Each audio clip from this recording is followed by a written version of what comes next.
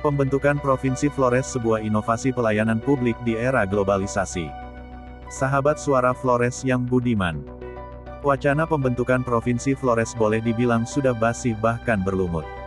Walau sudah berlumut tapi wacana ini masih terus dinyanyikan oleh kelompok elit politik Flores dari waktu ke waktu. Fakta itu tampak panas dibicarakan di ruang-ruang diskusi politik, baik di media mainstream maupun di media sosial. Apalagi menjelang pemilu, wacana ini digencarkan ke tengah publik dengan menyuguhkan sejumlah alasan dasar pembentukan Provinsi Flores. Franz Sales, salah satu warga Flores, melalui opininya di laman website Suara Flores menggambarkan tujuan pembentukan Provinsi Flores.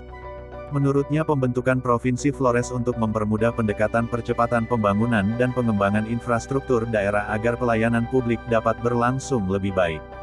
Pelayanan publik baik parameternya adalah tingkat kepuasan masyarakat tinggi. Hal ini ditandai dengan kemudahan aksesibilitas seperti transportasi laut, darat dan udara. Selanjutnya, dampak ikutannya adalah pertumbuhan ekonomi akan meningkat signifikan, dan ledakan penduduk menjadi bonus demografi yang tinggi menjadi leading sektor dalam pembangunan. Seperti infrastruktur, birokrasi, dunia usaha dan networking yang luas membutuhkan personal-personal yang profesional dalam memberi pelayanan kepada publik. Pelayanan publik yang profesional yakni pelayanan publik yang bersikap ramah, cepat, efisien, efektif, berkualitas dan berproduktivitas tinggi.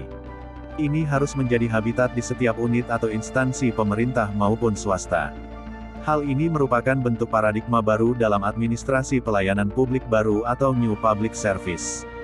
Wacana pembentukan Provinsi Flores sudah sangat lama, berdasarkan data empirik para petua terdahulu bahwa wacana pembentukan Provinsi Flores sejak tahun 1958, dan terus bergulir, namun muncul beberapa kali, lalu redup kembali. Bahkan juga telah terbentuk panitia pembentukan Provinsi Flores, yang terdiri dari sejumlah personil perwakilan dari sejumlah kabupaten di Flores dan Lembata.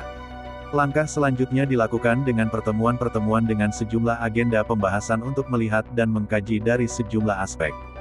Di antaranya aspek ekonomi, sosial, politik dan budaya sebagai syarat dasar pemenuhan untuk pembentukan Provinsi Flores. Namun sampai dengan saat ini, pembentukan Provinsi Flores belum terwujud akibat paradigma lama berpikir, yakni ego pribadi, ego komunitas, etnis dan ego wilayah yang masih sangat kuat dengan argumentasinya masing-masing. Kondisi tersebut yang menjadi titik lemah belum terwujudnya Provinsi Flores.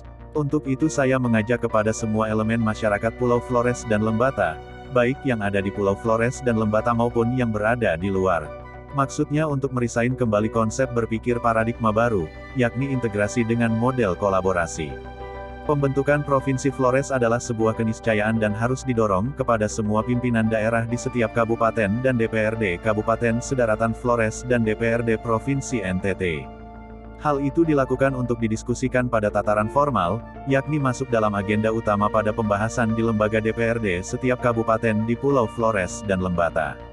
Dan juga harus masuk pada agenda utama pada pembahasan di DPRD Provinsi NTT untuk menampung aspirasi-aspirasi dari masyarakat Flores dan Lembata. Pembentukan Provinsi Flores merujuk pada Undang-Undang Otonomi Daerah.